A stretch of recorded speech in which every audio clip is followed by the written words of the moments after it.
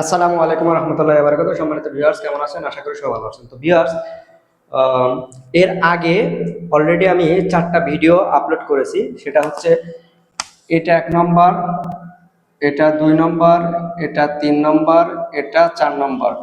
Total 4টা video already upload করা complete. এখন বাকি আছে শুধু নাদা এটা দিয়ে। তো এই যে টোটাল 5টা শব্দ, নুজিন, নুজনা, নুজনা, নুজনি আর নাদা, এই 5টা শব্দের অর্থ একটাই, সেটা হচ্ছে দরকার। সেটা কি?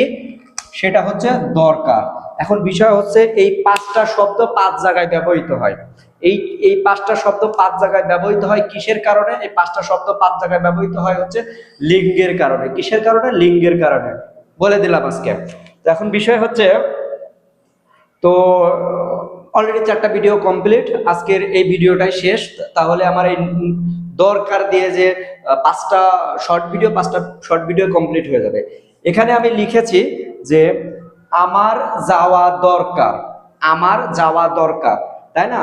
এখানে লিখেছি মিনিয়ে নাদা ইত্তি, মিনিয়ে মিনিয়ে নাদা, মিনিয়ে নাদা, আমার দরকার বা আমার প্রয়োজন। কি প্রয়োজন? ইত্তি মানে যাওয়া। আমার আমার যাওয়া দরকার, মিনিয়ে নাদা ইত্তি, আমার যাওয়া দরকার। আপনি এটাকে এভাবেও বলতে পারেন যে আমাকে যেতে হবে, আমাকে যেতে হবে। মিনিয়ে নাদা ইত্তি মানে আমাকে যেতে হবে বা আমার যাওয়া দরকার। এখানে আছে আমার ঘুমানো দরকার, আমার ঘুমানো দরকার বা আমার ঘুমাতে যেতে হবে, আমার ঘুমানো দরকার। এটাকে আপনি কিভাবে বলতে পারবেন? মিনিয়ে নাদা ইস্পাত, মিনিয়ে নাদা ইস্পাত, মিনিয়ে নাদা ইস্পাত মানে আমার ঘুমানো দরকার। এখন বিষয় হচ্ছে, এই যে নাদা শব্দটা, এই নাদা শব্দটার এই জায়গায় যদি আপনি এই যে বাকি যে আরো 4টা আছে, নুজিন, নুজনা, নুজনা, নুজনি, এইগুলো বসান, তাহলে কিন্তু ভুল হবে। ঠিক আছে? এখানে নাদা এর জায়গায় যদি আপনি এইগুলো বসান, এগুলো কিন্তু তাহলে কিন্তু ভুল হবে।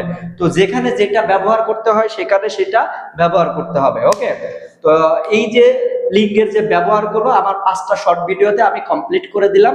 আশা করি আপনাদের আর কোনো প্রবলেম থাকবে না। কিন্তু যেই মূলত যে গ্রামারটা, এই গ্রামারটা আপনাকে জানতে হবে, কেন কোন জায়গায় কিভাবে ব্যবহৃত হবে।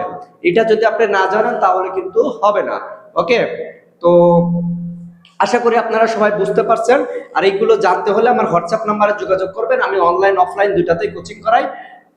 এই তো, সবাই ভালো থাকবেন, সুস্থ থাকবেন। আল্লাহ হাফেজ।